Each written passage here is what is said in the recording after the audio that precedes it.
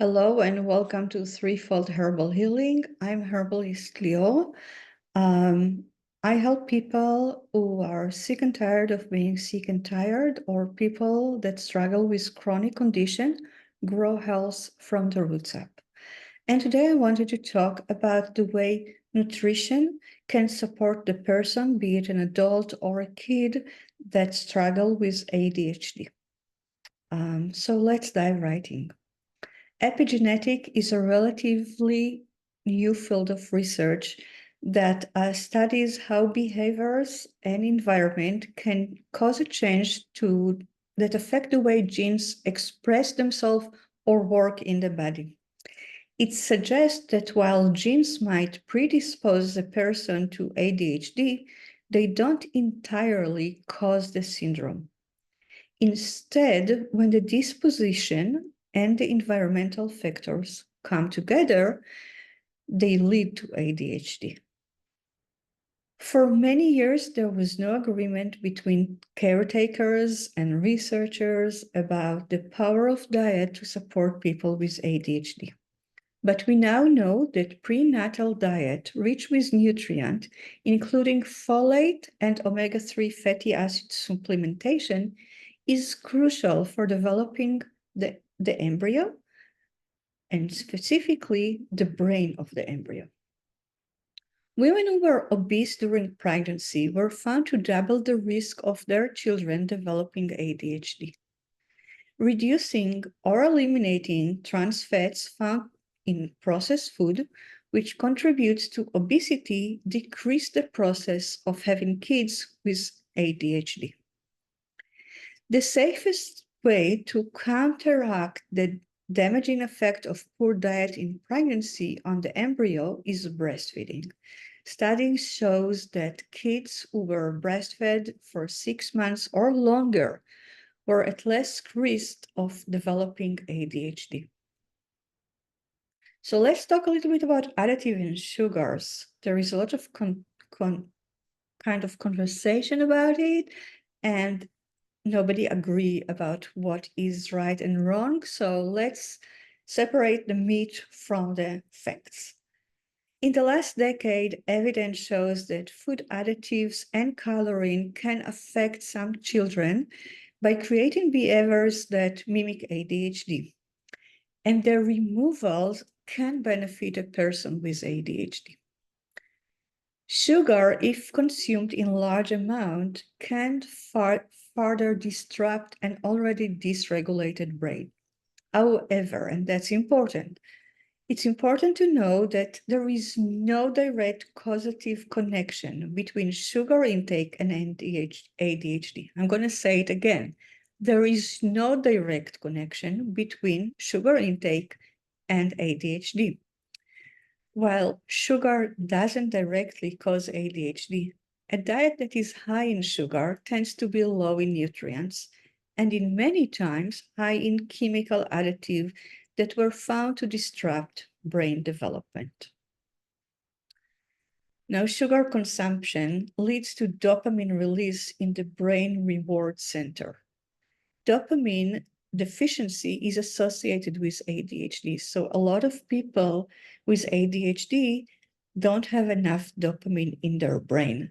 And sugar craving might be a form of self-medication. Another explanation is that for people with ADHD who are more impulsive than most, getting the immediate reward is hard to resist. It might be that it is not that sugar causes ADHD, but rather that ADHD leads to sweet tooth. Now, food that are high in sugar and additive, aka processed food, provide inconsistent energy to the brain. So what happens is they provide energy in a way that look like waves.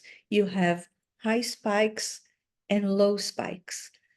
And without stable energy resource, the brain's capacity to regulate itself is challenged.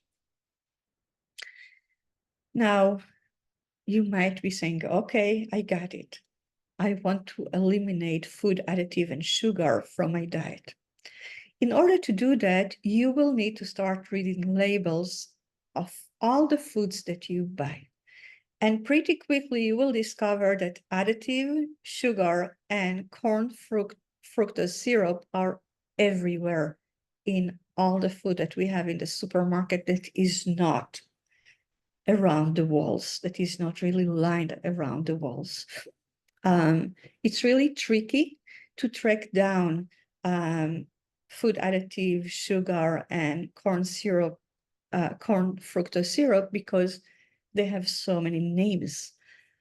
My rule when I read labels in the supermarket, if it's not something that I can recognize as food that I know, if it's not a vegetable, it's not a meat product, it's not a dairy product, it's not some kind of fat that I know, like olive oil or avocado or anything like that, then it's not a food.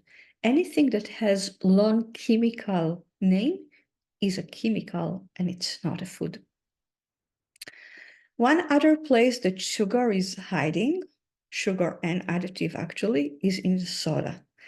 An average soda can contain between 20 to 40 grams of sugar and provides a caloric intake of 100 to 150 calories, but it doesn't give you any nutrient.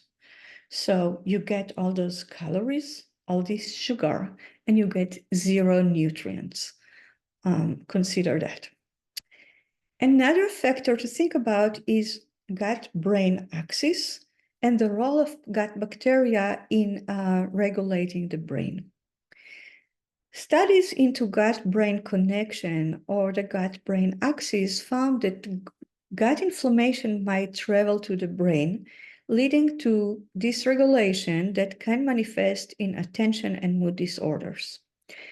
Gut bacteria is crucial for the healthy gut-brain axis. They release chemicals that act as information and travel to the brain, affecting mood, attention, and behaviors. Chronic consumption of sugar and processed food change the composition of the gut bacteria. So you have different type or different species of bacteria when you eat a lot of sugar and processed food. And that leads to inflammation and obesity. Now, inflammation and obesity have a direct effect on the gut-brain axis. Therefore, they have a direct effect on your brain. They release toxins into the blood that increase the body's toxic overload.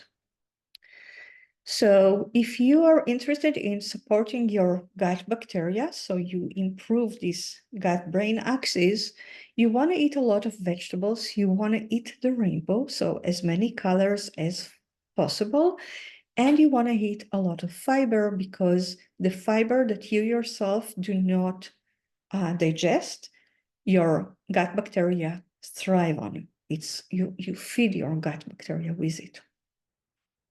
Another thing is, of course, coffee. Caffeine-containing drinks, including coffee, tea, and energy drink. Coffee is a stimulant, we all know that. And in some cases, it can improve attention, alertness, and motivation.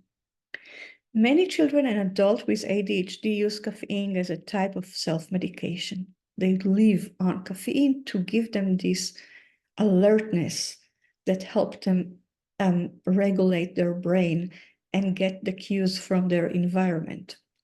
If you or your child are already on a stimulant, pharmaceutical, or on other herbal stimulant, you want to be mindful of the amount of coffee you drink, because overstimulation can cause increase in heart rate. And because we don't really know how much caffeine there is in the coffee that we drink or in the energy drink that we drink, we need to be very mindful when we use them alongside pharmaceuticals that are stimulants. Another factor to consider when you drink caffeinated drinks is what time of the day it is. Sleep is crucial for regulating the brain. So I suggest limiting caffeine intake to the morning time. And if you struggle with either insomnia or anxiety, I suggest avoiding coffee altogether. It doesn't worth it. Another thing that found to be associated with brain dysregulation is food sensitivities. Food sensitivities are immune response to specific food. It can happen hours after you ingested the food, and it can last for months. The typical response is an inflammation in the gut that can find its way to the brain, instigating brain fog, attention, memory, and mood disorders. When eating a food you're sensitive to daily, you continue to feed inflammation every day. An elimination diet is the golden standard for determining what food you or your child are sensitive to. The 5 most common allergens are gluten, dairy, eggs, nuts, and soy. Now let's talk about healthy fats for a moment. 60% of the brain is fat, which means that the brain relies on a steady flow of fat to build new cells and repair old cells. One of my teachers once said, if you want your brain quality to equal the quality of the oil in the McDonald's fryer, keep on eating McDonald's. The fat in your diet directly impact your brain function. So our ancestor diet was a 2-to-1 ratio of omega-6 fatty acid to omega-3 fatty acid. While omega-6 is pro-inflammatory, omega-3 is anti-inflammatory. The modern diet ratio of omega-6 versus omega-3 is 15-to-1. Which means that we have a barrage of pro-inflammatory compounds into our body.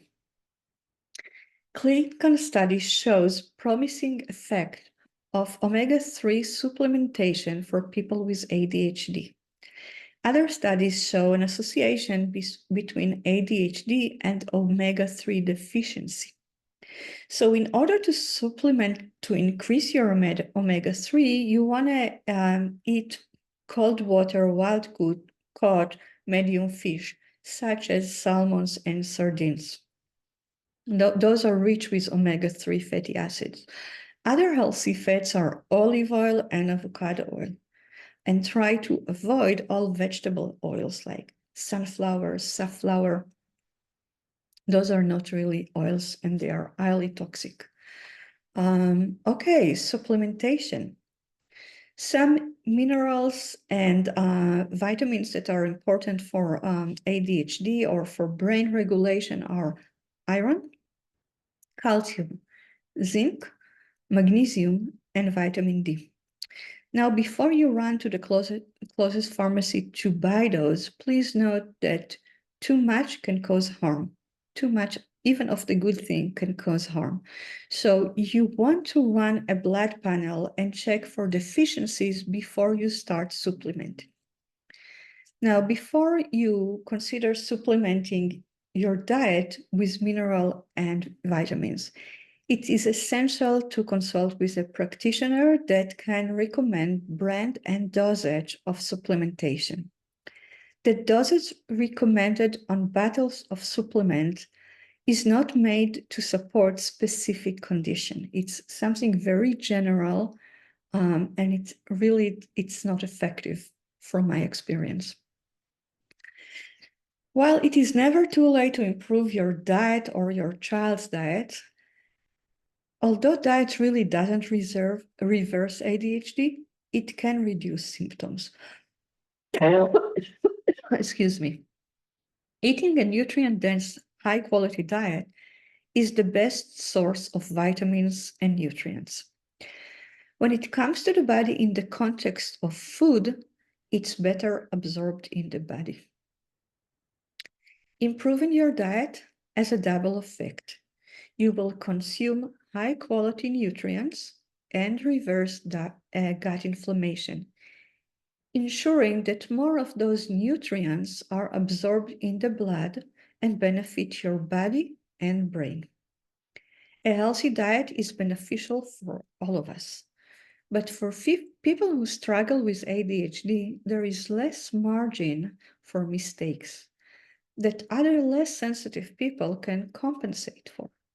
So for them, having a healthy diet rich with nutrient that is anti-inflammatory, that support healthy gut microbiome is really pivotal in reducing their symptoms.